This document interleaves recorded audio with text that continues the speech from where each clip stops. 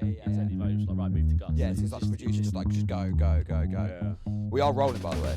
How do you know that? Jacob just gave me the thumbs up. Jeez. Do we need to do an intro? Or we just No, we just. This is the new vibe of the pod. I spoke about when you're out of the room. Oh, we just start. Yeah, because I don't know if we'll have it on this episode, but the new intro music. Oh. You know, it's like intro music comes in, we're just having a chat. I mean, we can edit anything out that you don't want included from our chat just then. Nah, it's fine. We're all right. We're in now. Yeah. Welcome back to the Nearly Men. It's been 2 weeks since we recorded. We did a double recording. I was away last week, so yeah, too long, mate. Too long. A lot's happened. Any news at Palace that I should be aware of? No, nothing major happened. Just our captain, manager, and top scorer have left / want to leave. So apart from that, no, not really. I have been sending you a lot of voice notes during this incredibly fun period, just mocking you, and I don't feel bad at all, mate. To be honest, you've won the FA Cup, and now you're going to liquidate. I'll put it on record again. I would take all of this for the FA Cup. Yeah, like if you said to me that Palace will get relegated 3 consecutive seasons and you'll be in League 2, I'd be like, great, I'll take that. Do you think Crystal Palace are showing a lack of ambition? You're going to say it? That's a nibble. He's trying to make me nibble. I'm just asking a question. Should you, after winning an FA Cup, not be building, Ollie? The word ambition in football, myth. It's a myth. All it means is money. Yeah. I'm going to explain this to the good people of the Nearly Men podcast. When you go, oh, my team's showing ambition, what does that mean? What does it mean? Well, you want to win trophies. You want to win trophies. You want to keep your best players. You want to build on what you've got. You want to keep your manager. So last season, Palace, I genuinely, this is true. Last season, Palace fans would argue that we didn't show ambition last season. They would argue that, and I have proof of that on Twitter. Right. They said there was a quote going around from Steve Parish in summer of 2024, just before last season, where it was like, yeah, we're going to kick on this season. You know, I hope we're going to try and keep the squad together and, you know, do something special. And people have been quote tweeting it over the past week, being like, lies. He just lied to us again. I'm like, we won the FA Cup, but God forbid we didn't sign some more players. Right. Just rattles me. Well, I'm just going to get the table up. Is there a world in which Crystal Palace get relegated? You're on 28 points. West Ham are on 20, but they're on... No? 8 points? No. It's not going to happen. Without Mateta, without Gueye. Well, we're not without Mateta yet, first of all. Second of all, 40 points, magic mark, right? And you know what? Maybe one season someone will go down with 40 points. Maybe it'll be this season and maybe it'll be Palace. It's unlikely. We just need to win 4 more games, and there's 15 games to go. And we've still got to play Wolves at home, Burnley at home, Leeds at home, West Ham at home. We've got Forest away on Sunday, which we're definitely going to lose. Yeah, if you lose. Who's Mateta playing for that? Well, God knows, mate. That's another thing that's been annoying me. I don't mind Mateta leaving, generally. I'm pretty open to players leaving. Well, you know what? If you get a big offer from a big team, you go for it. Forest. Nottingham Forest. Are we being serious here? Do you know what I mean? Like, well, Nottingham Forest have come out and said they're gonna win every trophy in. They're ambitious. They're ambitious. That's why they're 16th. But they're showing ambition, guys. Yeah, I'd much rather be Forest, who have done absolutely nothing in my entire life, but they're ambitious, so that's fine. That's all that matters. Fuck. Another thing that's been annoying me on that. Here's a question for you. As I think Fulham and Palace are of like similar size. Yeah. When it comes to a player like Mateta leaving Palace and going to not a European giant or a Premier League giant, but someone of like a mid-table stature. Yeah. A lot of Forest fans would say Forest are a bigger club than Palace, which I'm not disputing. Historically, they've won the European Cup twice. We've never even been in that top level of Europe. Do you think a modern Premier League player gives a shit about that? I'm so glad the question ended with that. Well, when you were halfway through it, I was like, where's he going with this? No, absolutely not. Obviously, I know. They couldn't...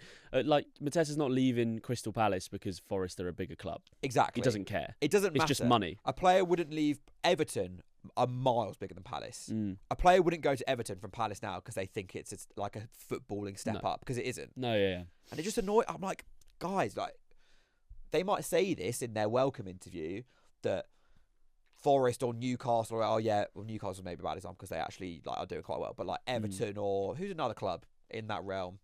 Well, or like a team could join Sheffield United and be like, yeah, they're a massive club. Yeah, they don't actually, they've not moved there because of the history. They've moved there because they're probably getting a nice pay rise and they see a short-term footballing future. No, you're right. Do you think he stays? Do you think he goes? Flip-flop on it every day. He will leave. Because Definitely. Glasner said there's been no offer. The last I heard, Glasner said there'd been no offer, right? Well, and he said he's not handed in a transfer request. Yeah. I don't think Forest will actually pay us what we want. Because when the news came out, and this might age terribly, football moves very fast. We couldn't finish this podcast and he could have left. But yeah, it's true. When the news came out that they'd bid 35 million and we'd rejected it, in my head I'm like, okay, well if they really want him and we want 40 million, they'll get this done very quickly. But when did that news come out? That came out like on Monday, and today's Wednesday. I don't know. I just don't think it's a good move for Forest or Mateta. Yeah, it's good for Palace in some ways. I'd be worried though if I was you, mate. I know that you're saying you probably won't get relegated. 12 points in 15 games. It's pretty achievable. God forbid. If we can't do that, then we deserve to go down. But I do you not worry? I know you don't like the word ambition, so let's rephrase it. But let's say next season's prospects or building, because that's a big restructure. You're going to need to bring in a centre-back. You need to bring in a goal scorer. You need to bring in a manager.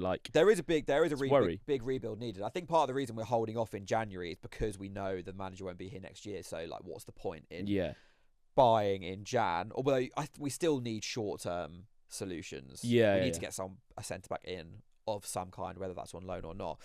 The way I view Palace at the moment is that we exist in a cycle of buy low. Let's say the bottom of the cycle is here, and it's buy and develop young players. Those players develop. You sell the players, you go back there. Blah, blah, blah, and you just go back like that. Yeah. Because the top of the cycle this time around went so well, really probably achieved the maximum we could have achieved. It feels like a massive step backwards to go back to the bottom, but realistically, that just is what you have to do. Yeah, I get it. I think I think if we went and spent, 70, 80 million pounds in the summer on 3 or 4 young prospects, I think that's ambitious. Yeah. Because your ambition is to grow them. Ambition doesn't have to be short term; it could be long term, and we have long term ambition. So you're not angry at the club? You don't think there's been any mismanagement? No, I just think the timing is just not worked out. We took a risk by keeping everyone together last summer. We could have sold Gahey last summer. Or the summer before that, sorry. Let's say we Newcastle, right? Yeah, let's say we'd sold Gahey that summer, we sold Eze last summer, and we sold Mateta in January. That, even though the end result is the same in that we don't have any of those players next season, it feels better because it's more staggered. But we took the risk. We kind of went all in on the 24-25 season. We blocked players leaving. We said, let's have one season together, and then it's succeeded. Yeah. And in isolation, selling Gahey, selling Eze, selling Mateta, Glasner going, none of those are necessarily a surprise. And financially, I think the sales are good. We could get really... Yeah. Gahey's obviously ashamed to only get 20 million for it, or 30 million it will be ultimately. But he's got 6 months left in his contract. 40 million for Mateta would be great business. But it's just when you compound it together. Yeah. No, I get you. I think with your structure, your club as well, you've got to praise everyone behind the scenes for what you did, taking the gamble and winning the cup. You can't that's the same structure that bought Mateta, that bought Eze, that bought everyone, that won you the cup, and Gahey and Glasner, and got him to the club. And it's kind of unrealistic, I think, as a Fulham fan as well, to expect Crystal Palace to keep hold of those players and then go sign another £100 million worth of players, keep the manager who's clearly getting offers from other clubs around Europe, obviously. So it's just not realistic. You can't do it. How can you do it? And it's been frustrating this week. Seeing Forest fans really talk down on Palace, which they have done for the last few months. Because I love this new rivalry. It's so funny. Going on Sunday, and I'm actually fearing for my life. But they talk you're a selling club, and Mateta is coming to Forest because we're big and ambitious. I'm like, Gibbs White, basically got blackmailed to stay at Forest last summer.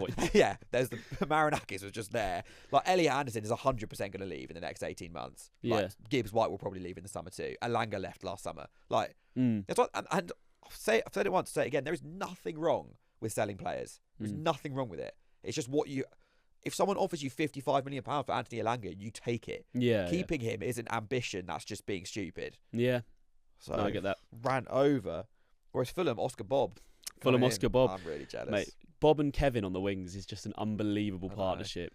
But I'm slightly worried with Wilson's situation because if you bring in, I hope he stays. I think he should stay. But I think as a 28-year-old, he's going to be offered a lot of money, right, from another club. They're going to be able to pay him the transfer fee that isn't.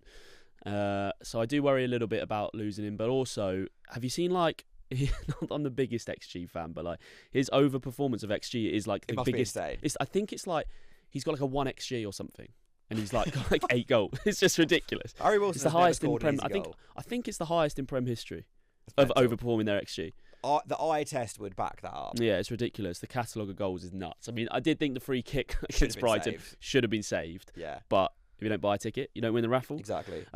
Yeah. So if we can keep hold of Wilson, that would obviously be ideal. But I'm really excited by Bob. Spoke to a few City fans, and they said he is it. Like, he is the truth. Yeah. So I'm hoping we get that. Injuries is a thing, isn't it? Injuries, yeah. But I mean, I kind of get the move from his perspective, but it also surprises me because here at Manchester City, Fulham could be losing Marco Silva, but obviously could be losing our best player this season in Wilson. So I do think from the player, it's great that he shows ambition, but I don't know. I don't know.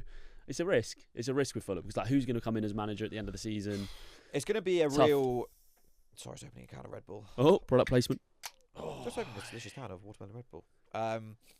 Yeah, it's going to be a weird. It's going to be a weird summer. A lot of teams going to be in transition, I think. But I like it from us. We're also still after that American from PSV. Pepe. Yeah, but he's got a broken arm, so he can't play until March. Video for 442 I did yesterday, which will come out probably same day as this pod. Yeah. It's like one player your team should sign in January. Did Fulham. I did Oscar Bob as one of them. Who did I do as the other? Well, I don't know. I haven't seen the video yet. Have a guess. Have a guess. I'm guessing it's not Pepe. It's not Pepe. I actually mentioned Pepe and say, why would you sign a striker now for 30 million quid when he's going to be out till mid-March with a broken arm?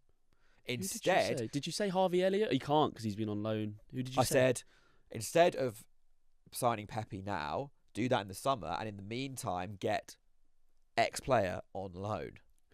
So it's a player who's at a big club and not performing. Yes. Striker. Yes. Oh God, this is like those quizzes we do. I actually really like this player. I think he's good. My head went to Gabriel Jesus, but you wouldn't say that with their attacking options at the moment looking like they are. Go on, enlighten me. Xerxes. Do I like it? Would he leave United? I reckon on loan because there's a chance to prove himself with Carrick there, though. Like, there's a chance he gets into the team now. But then they've got Sesko and Buemo's been playing up front, and that's probably going to be. Although maybe against better teams. Xerxes shown some signs that he's a really good player. Every time I've watched him at Palace, he's been. I mean, that is only twice, but he's been really good. I do think we need a striker. I mean, I like that Fulham are looking active in the January when, like, we're 7th in the Prem, man. There's a chance we could. We're 7th. There is a chance we could push for Europe with these signings. So I like that we're looking like we're going to make some. Josh Xerxes, though, would he leave? I think it's tough when the manager, like when you see what's happened to Mainu, Sesko gets injured at United, and suddenly Xerxes goes on a bit of a run there, and then new manager comes in and he keeps his place. But I like it. I mean, I definitely take him better than Kusiasari, who's young Bayern player we've got on loan, and he looks a real talent, but he's just too young. Kusiasari. There you go. He's from Bayern, mate. He's 18 years old. But with Muniz getting injured, he's our second choice striker at the moment, and he's just not. He's not got the physicality. He's not got the experience to play in the Prem. He always looks a little bit like naive at that level, which is understandable. He's got to grow into it. Young guy. Yeah, so maybe that's the one, Josh Xerxes.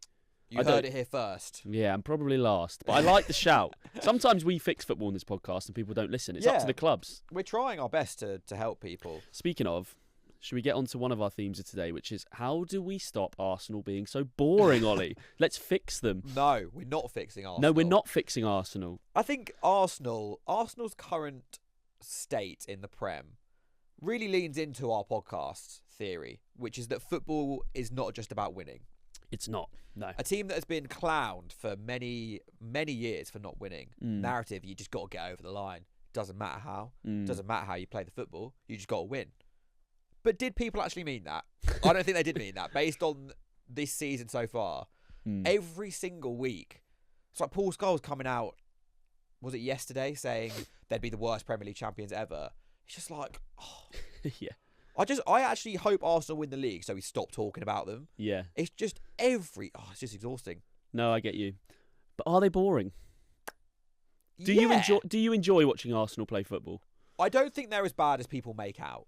No. Is the first thing I would say. I think, like, if you watched the Man United game, that was actually a really interesting game because people were really happy that United won in the way they did, right? Because they scored some unbelievable goals. And basically, the moral of the story for Arsenal from that is just like shoot from long range more. They have quite a lot of good long range shooters. Yeah. But realistically, if we're taking our emotions out of it, if Arsenal, if you play that game out 10 more times, Arsenal probably win it 8 times. I think. Yeah. Man United's goal came from an individual error and 2 absolute worldies. Yeah, of course. And like, unfortunately, you got to play the percentages in football, and Arsenal just play percentages probably better than anyone. Not ever, but like, it's numbers driven football. Yeah. But can you blame them for that when they've played vibes football, and literally been called naive, bottlers? Yeah. Can't like they've. I get annoyed about it. I just want consistency in football. Do you think they're boring? I wouldn't say I enjoy watching Arsenal play football, but I also just feel like it doesn't matter. Like, people saying it's boring, and I get that football is an entertainment product, right? But we'll get onto it a little bit. I don't think the Premier League's boring at all. Like, I've just said Fulham are 7th, and you like lost your mind. Yeah. You're 10 points off of 4th. That's Crystal Palace. It can change so quickly. It can change, but that hasn't always been the case in the Prem. It's been City running away with it and winning 4 in a row. Arsenal just need to focus on themselves. They need to win a trophy, right? And they need to win one of the big 2. It needs to be Champions League or Premier League this season. It kind of is irrelevant what everyone else thinks. They just have 100%. To block it out. Like, I know we're talking about it, and I know we're saying, oh, they're this, that, and the other, but really, ultimately, it doesn't matter. If they go and win the Premier League, they can then build on that, and they've accomplished something that they haven't done in 20 plus years now. So it's just do it by whatever means. It doesn't matter. I think the narrative will change on Arsenal if they win it, because they'll go to like the big baddies. Right now, they like are the villains of the Premier League, but they haven't actually won anything, so people don't really respect them. Yeah. But like, look how Jose Mourinho. I always think this. Look how Jose Mourinho won the titles at Chelsea. They weren't playing free-flowing attacking football, and that is just a fact. Arsenal won the Premier League in 97-98, and I think I was with Emmanuel Petit yesterday, so I was chatting to him a little bit of a name drop. So I was with him and like chatting to him about that season and chatting to him a little bit about Arsenal now. When they won that year, I think they had the record lowest goals scored. He said this, right? He was in the team, so I'm going to go off of it. They scored like 60 goals. They were known as being really boring. They won the league in 97-98, and then they went on to win, I don't know, 3 more Premier Leagues between then and 2006, maybe 4. Like, sometimes you just need to get over the line, and I think that's what we're seeing. History is pretty cyclical. It's just come back round. I feel like football's always in a cycle as well. They just need to win it. But ultimately, I think a lot of Arsenal fans, there's a little bit of doubt creeping in about whether they can play in the way they are as well. Like, do they just need... There was always that chat at the start of the season, wasn't there, from some of the big pundits, like, take the handbrake off. Like, let these players, let Eza, your favourite player, let them go and just do what they can do rather than coast and try win games through set pieces. You've got a lot of talented players there. I think if they lose it, I think that's the concern, isn't it? If they somehow lose it to this... bad. By all like City standards, this completely mid-City team. Yeah. If they lose it to them, or even Villa, which would just be great. I mean, brilliant. As a neutral, that would be brilliant. But that's where the concern comes in. It's like you have all this attacking power. Everyone else looks so mid. Yeah. Maybe just go and like Manchester United under Carrick, they took the break off. They brought like some really exciting players on, and like they didn't sit back on the result like they might have done under Amorim. Sit back on like what they had. They went and tried to win the game. They did, and they should definitely be praised for that. I think what Carrick's done so far is really good. But equally, being United against City and Arsenal is not the same as being Arsenal at home to United. Do you know what I mean? Yeah. Arsenal physically, I don't think the way that United played the other day, where they, you look at Dorgu and Cunha's goal, like kind of both in transition. Yeah. And a lot of it is taking risks. I think like you got Eza, who is a game breaker, and he's not doing it at all, and he needs to be empowered to play like that. But Arsenal just don't get that kind of space. People respect Arsenal so much, and they are bad at breaking down a block, hence why they always score from corners. But equally, that is just their way of breaking it down. Yeah. But it's not. Do you know that irritates me though. I've seen it on a few shows of like, everyone's parking the bus against Arsenal. It's like, respectfully, welcome to the top of the league. That's happened every single year. I know that's kind of what you're saying, and they don't have a way to break it down. But I have seen a few Arsenal fans talking about, realistically, everyone just sits back against us, and it's like, well, that's what happens when you're the best team in Europe. Like, people aren't going to just open up. I think the Prem defensively is the best it's ever been. Yeah. From top to bottom. Thoughts? I don't know. I could push back on that. There's been some crazy scorelines. City, Fulham 5-4.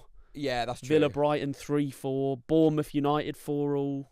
There's been some high-scoring games, like 4 or 5 goals going in. Like, it's just every team is just so well. It's a good juxtaposition. This is the Champions League. Did you see Anthony Gordon's quote today? No. He said that the Champions League is more football, and the Premier League is more like long ball and set pieces. Which I don't think you can really argue with that. That is having watched them both, but that's because Champions League teams are just worse. Yeah. Like, Newcastle would say that because I think they're currently in the top 8. Mm.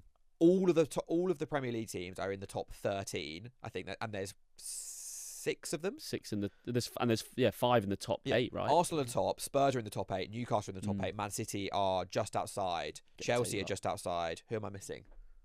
Liverpool are in the top 8. Yeah.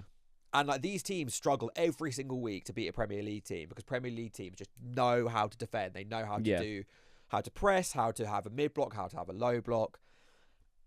But what will happen is, like, a team will find a way. I actually think maybe Michael Carrick has unlocked the new meta in the Prem. Right. Harry Wilson, maybe he's unlocked the new meta in the Prem. Just shoot from anywhere. Aston Villa. Just fucking bang it. Yeah. Just shoot. Just overperform your XG. Just bang them. Just be historically amazing at scoring goals. Duh. I think, Michael Carrick's team talks, walks in, big whiteboard, and it just has twat it written on the board. And he just goes, all of you, Cunha, you, Wemo, you. It's actually Dorgu, where'd that come from? It's an interesting theory, actually, because the Premier League develops to counteract the best teams. Mm-hmm. So right now, Arsenal turned into the super physical team because teams were generally not that physical. Yeah. And then Arsenal started doing really well, and they played like percentage football. They played for corners. They get to the byline, cut it back. They get in like super high XG areas. Mm-hmm. So as a result, teams sit back more and are way more compact and make it harder to break you down. Yeah. But as a result of that, you get more space to shoot. Hence why Villa have scored so many screamers this season. Why Harry Wilson is having a historic season, because it's realistically like Harry Wilson. I'm not going to say all he can do is shoot from long range, but like that is by far his best. Mate, Harry Wilson, like when we used to come up from the Prem, we did our little fun yo-yo bit. That was really good, up and down every season. Harry Wilson would always be our outstanding player in the Championship, where he kind of was afforded that right. And then every time we went up, obviously tactically you have to adapt. You play more defensively as a team like Fulham or any newly promoted side. And he like always looked like he had to play with the brakes on, or like there was never any space for him to like run into. And now he's sort of just gone like, fuck it. I'm going to play like I did in the Championship. Like Harry Wilson curling them in on his left foot from the right is all I remember from all the Championship games I went to. Like he was banging them in, and it's great to see. And I think you probably are right that it's kind of just gone back to like, fuck it, just have a go. Yeah, shoot. And then so as a result, there's more space to shoot from the edge of the box, so teams are scoring more long-range goals. I don't know if there's actually a stat on that, but it feels like that. Narratively, I'm going to just pretend that is statistically true. And do you know what you said on the Champions League, and obviously echoing Anthony Gordon's words as well, since they opened it up to this new format, what people kind of, I think most people realise it now because they're savvy to it and they watch enough football, but like it's basically is like a Super League in the competition. The teams that like Spurs have beaten, I was having a look whilst you were talking there, like they've beaten some absolute dross at the bottom of this, and they've had the easiest and this is it. They're ever. fifth in the Champions League, and everyone's like, but we can't sack Frank because look how good they're doing in the Champions League. It's like they're playing teams that like I can't pronounce. These teams that wouldn't have been in the Champions League 10 years ago, and Spurs wouldn't have played. They would have had one in their group, but then they'd been in a group with Barcelona. And it's tough, you know? I do not understand how Spurs have had such an easy Champions League. Right? If you look through their fixtures, like, there is not... The best team they've played is probably Dortmund. Yeah, and which they somehow got a result against, to be fair to them. But Dortmund got a player sent off quite early in that. Slavia Prague. I'm like, did you read it out? I'm like, where are all the good teams? Copenhagen. Yeah. But equally, these teams are still... Bodo Glimt. These teams... Bodo Glimt beat City, I suppose. But it's interesting, like, It's an easy run. Villarreal, The Prem is just in a cycle at the moment of defensively incredible. And I've got a theory as well. I've been thinking a lot about just football, as I always do. What? That's not like you. I've got a theory as to why people think the Prem is boring now. Yeah. Or maybe why it is more. I think on the eye, The Prem is not more. No. The Prem is not. As an overall package, it's not. There's excitement at every single good. level, and there's loads of jeopardy. And I think when we get to the end of the season, if it's still this close, people will be like, "Oh my god, this is a historic Premier League season." But when you watch a game, like I watch Palace, even when we were good, I'm like, this is just really, really functional football. Mm-hmm. It's actually, maybe this is a two-part theory. First of all, it makes more sense to have a coherent system than to rely on one player to be good or players to be good. Yeah. Because then you see it with Arsenal, they could just take players in and out and nothing changes because it's not based around how good the players are. It's based on like how good the thinking behind it is. Also, because you have to be, any good team has to be defensively good. That's just fact. That means now that every player has to be more well-rounded because everyone has to be able to do both. Yeah.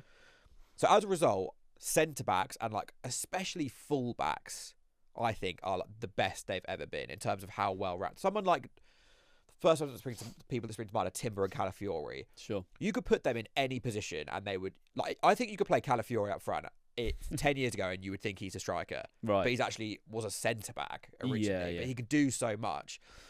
So as a result, fullbacks and defenders are really, because they're so good going forward now as well, they're so well-rounded. But attackers, because they have to be good defensively, their attacking skills have like been diminished because they're just using up all their energy going backwards. Okay. Thoughts?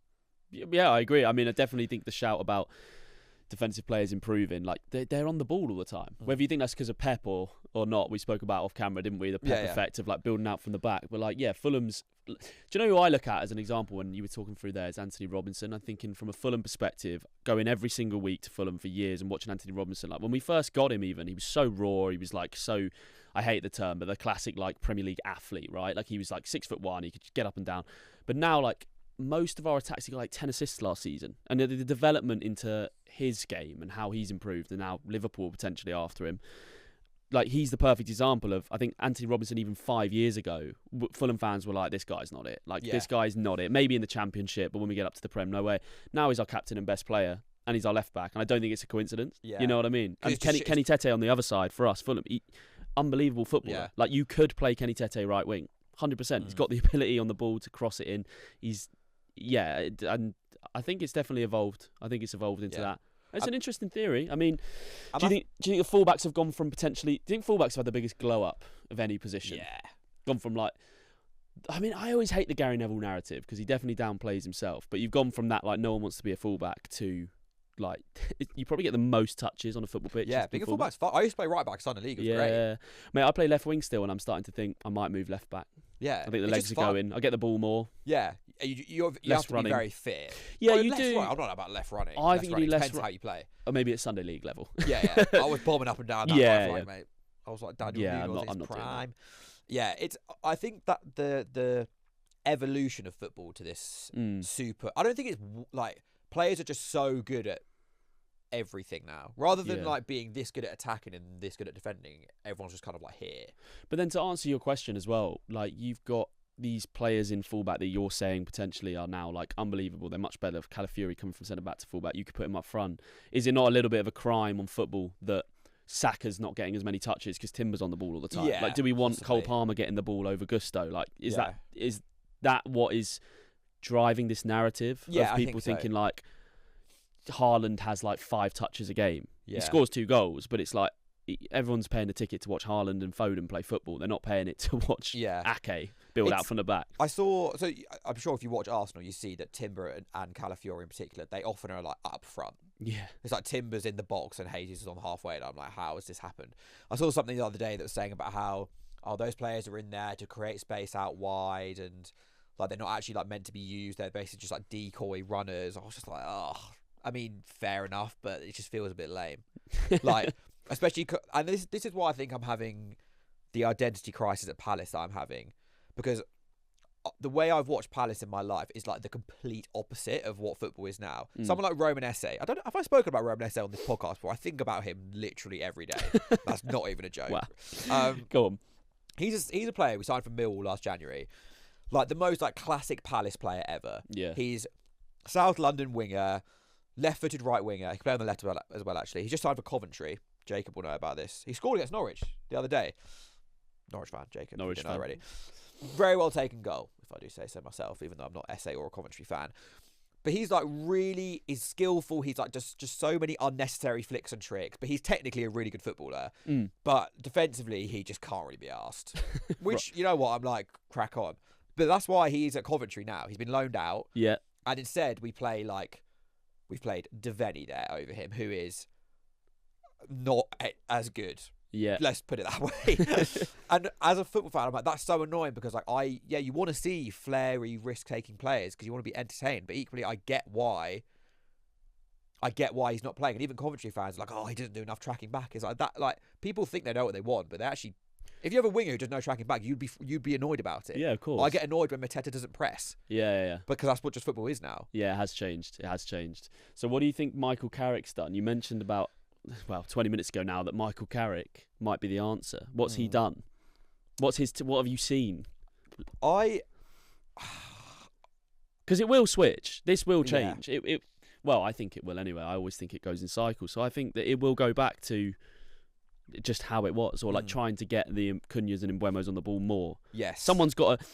What happens is like there's a mould, isn't there? It's Arsenal or it's City for the last 4 years, and then everyone sort of like copies it and does a slightly worse version as you go down the table, and then somebody breaks the mould. I think that's how it feels anyway. So I feel like if you're putting Man United as the possibly Michael Carrick needs to get the job. Then surely he's going to win the Premier League next year or this year.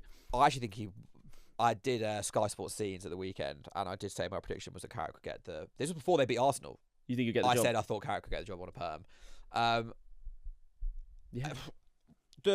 What do you think he's done that's different tactically in those games that we've seen so far? So I don't really work on tactics as a fan. Fine. I'm more about vibes. Yep. I've got I have a lot of theories actually. It actually shows how much I think about football. It's quite embarrassing. I have a theory.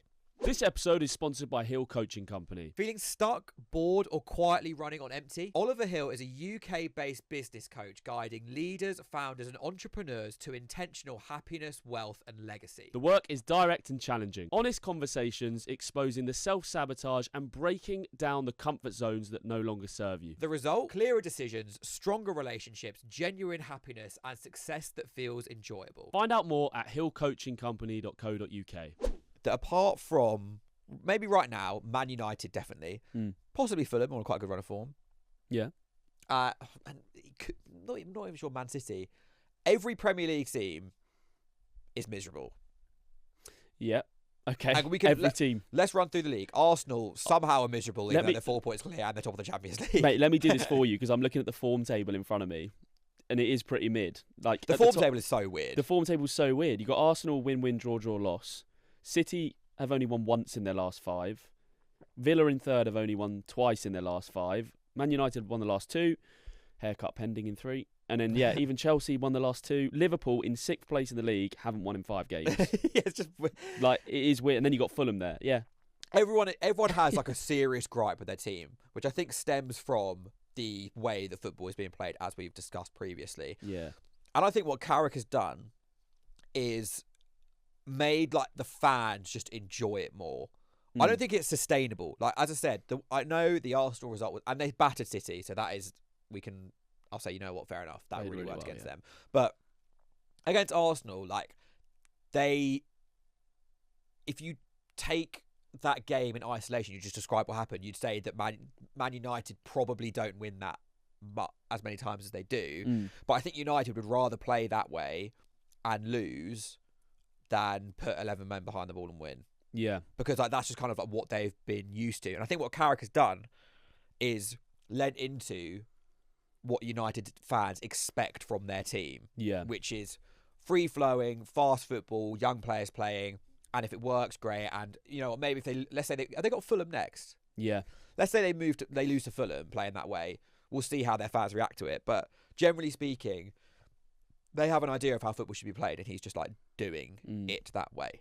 Yeah, 100%. And I think that's why it's worked in the short term. But I think that's why United fans are so happy about it, because it's just like, yeah, this is what Man United should be. That's it. I think Manchester United and probably Liverpool to an extent with all their success are the two English clubs that they have to win in a certain way. It has to be exciting. Even Arne Slot, that's what Liverpool fans are moaning about right now with Arne Slot, even if they are... Because they actually haven't lost that many games recently. No, but they were on like the worst unbeaten run. The worst unbeaten run ever. Like, and it's just so hard to watch. And yeah, I think Manchester United and Liverpool exist in their own, almost like Real Madrid, Barcelona era. There's a way they have to play. I would say Chelsea just win, and to go to the theme of like this episode of like, does it matter if you win boring, or is it just about that? Or Chelsea just win. They just have to win. It doesn't matter if they don't score goals, if they have like a defensive mindset under Mourinho is what built their recent DNA, I think, and that's carried on now with Chelsea. But I think the thing that's tricky with Arsenal at the top of the table is actually it's 1-0 to the Arsenal. Is a bit of their heritage. Like that is with that 97-98 team. That is one of their most iconic chants. That is what people associate, probably the generation above us, with Arsenal. Yeah. But we've sort of grown up with Arsenal trying to play vibesy football, these Santi Cazorlas, the Ozils and Wenger balling it, and they didn't win anything. So then Arsenal have gone, Arteta's almost seen that and gone back to this, what you might say is more of the heritage of Arsenal, more of the history of the club. But these new gen fans don't like it, and they're in this weird sort of purgatory of like, what do you want? I think Arsenal have been forced into the win at all costs bracket by like narratives. Yeah, because they just have to win. They just do have to. But like, Chelsea just exist in that permanently. Yeah, they win. Just win, and then they can sack the manager 3 months into the next season if it's not going well. Get another manager in, win. Like they just have to win. Yeah, I think City probably do have to win a certain way, but maybe that's just the Pep effect. Because Pep has really built their identity as a club. Yeah, their identity to me just seems attached to Pep over the last decade. It's an interesting. I'm sure if you said to an Arsenal fan, like, if you win the league playing ugly this season, will you care? Obviously, the answer will be no. But how much of that is just because of the pent up frustration of. It'll be such a relief at Arsenal. I don't think it'll be joy. I think it'll be like, oh, thank God! Yeah. Thank God we finally done that. Yeah. Rather than ecstasy or like pride. It's going to be so toxic if and when, well, regardless what happens this season. If Aston Villa win the Premier League over them with Unai Emery, it would. Oh my God! It is so funny, but I don't think it will happen. Look, Arsenal will win it. Do you think so? I think they'll win it. I think people will like.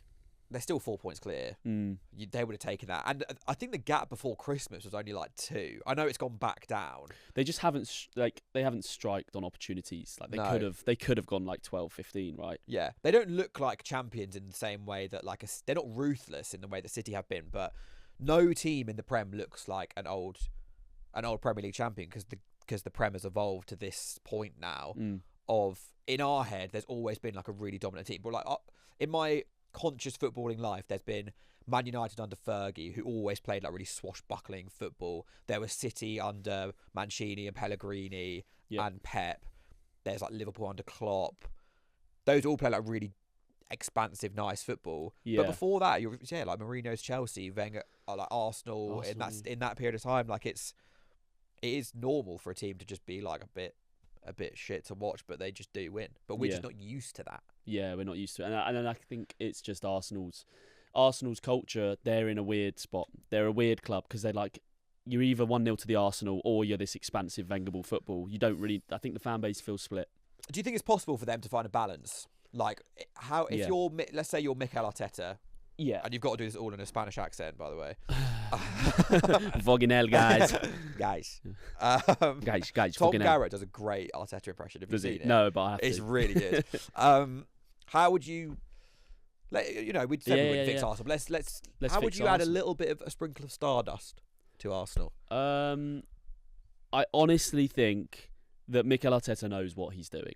Like, I don't think that all of the noise around and all the fans, me sitting here in my nearly man Red Bull studio chair, is going to tell Mikel Arteta anything about football that he doesn't know. I would say they have to just get over the line and win this trophy, right? Whatever happens, win the Premier League. But from there, I think questions start to be asked, because I think, like, you do have a squad of Odegaard, Eze, you've got Saka, you've got these players that need to have the handbrake taken off for them to flourish. Otherwise, you do have that Jack Grealish thing. Like, it's like Jack Grealish won everything he won at City, but I think the overall narrative is very much still, we never saw the best version of Jack Grealish at Manchester City. Like, he sort of was just never like allowed to get out the blocks. Is he an early man? Yeah. I think Jack Grealish is an early man. Yeah, I do.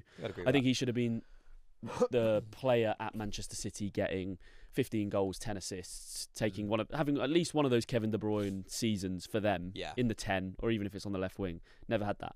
was just part of an amazing squad and obviously contributed and had good seasons, but never hit his heights. Yeah.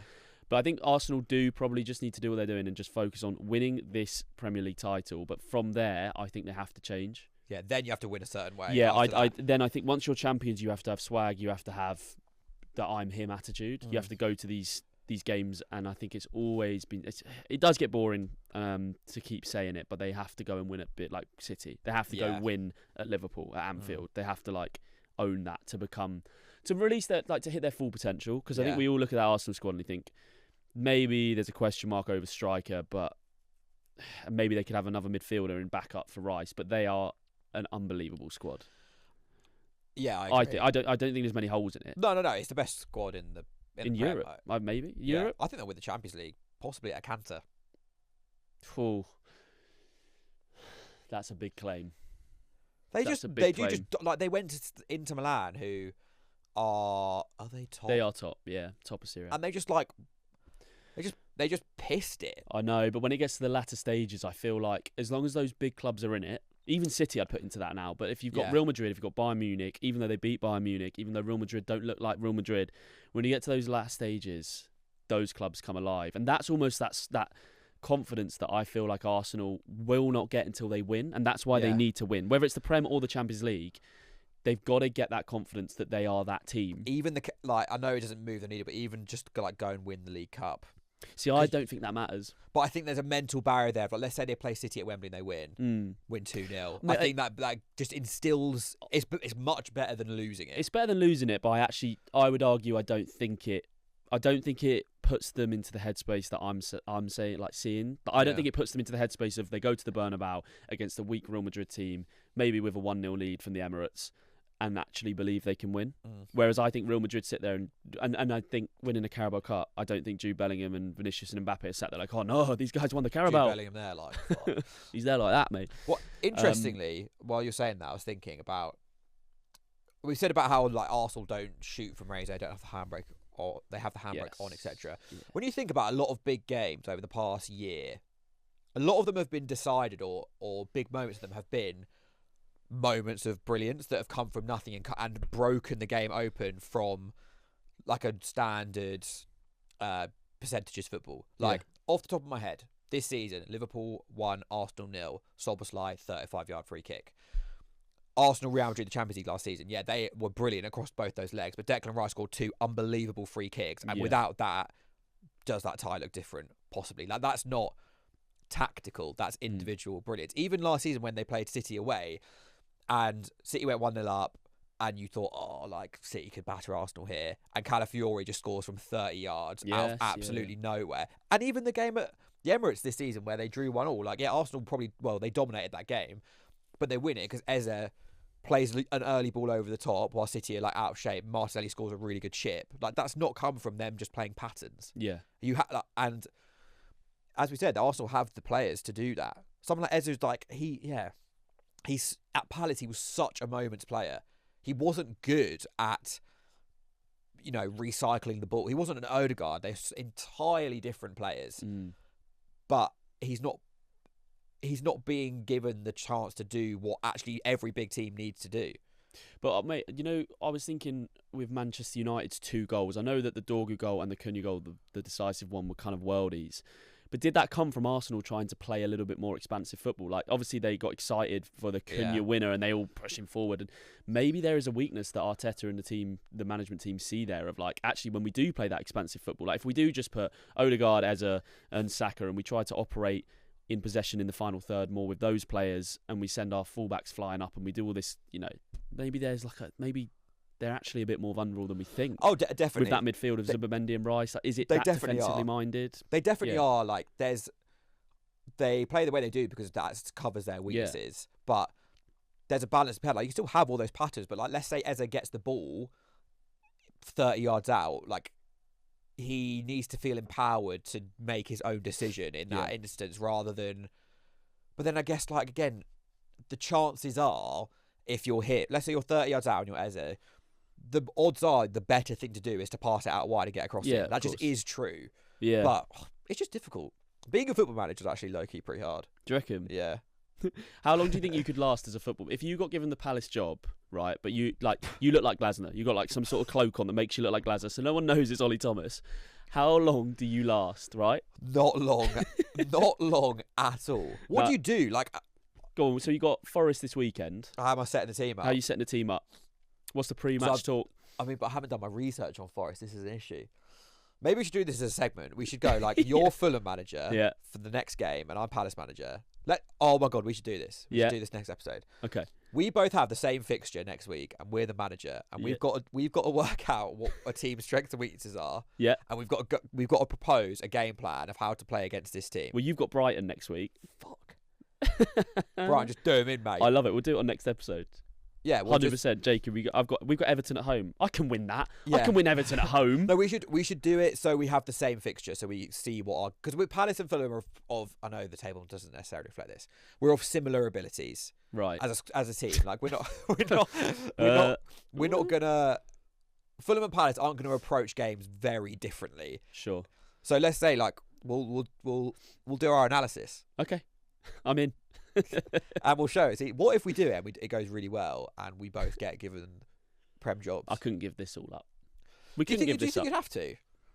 I don't know if they would love the higher ups would love us chatting about football every week on a Red Bull podcast. No. If you were Leeds manager, they might. Yeah. Sponsor. Yes. Leeds, if you're watching, I would become your manager if you wanted me to. Would you take the Brighton job? No. Yes, you would. I would. Of course, I would. Would you? But would you? So I don't think I would. So you've actually been offered it, the money as well. You offered the wages, everything. You get offered the Brighton job. Are you taking it? Sometimes you've got to think about public image in life, and I publicly wouldn't take that. Imagine you walking into the Brighton dressing room like, right, lads, here we go.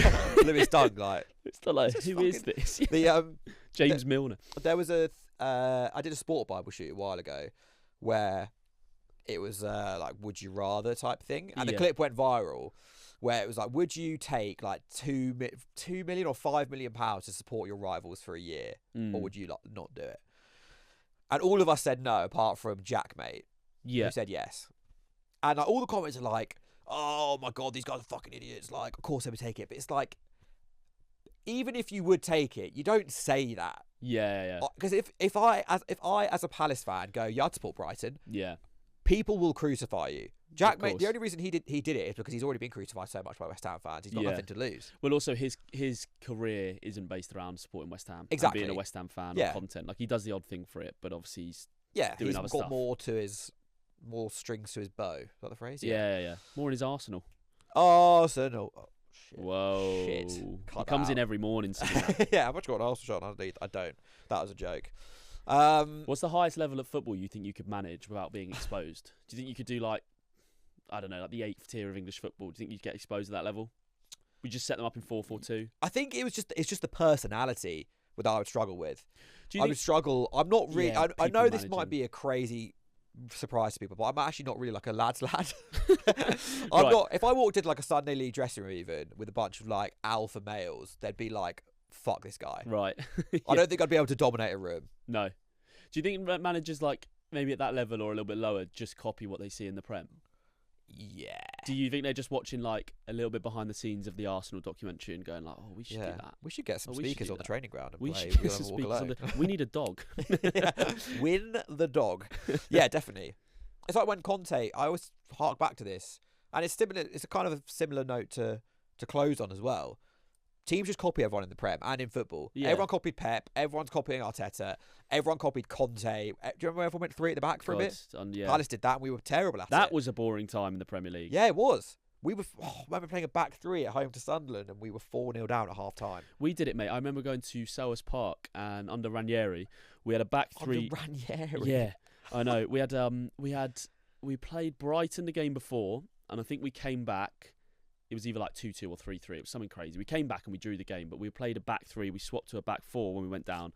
Oh, that looks good. Back 4 works. We scored like 3 goals in the second half, whatever.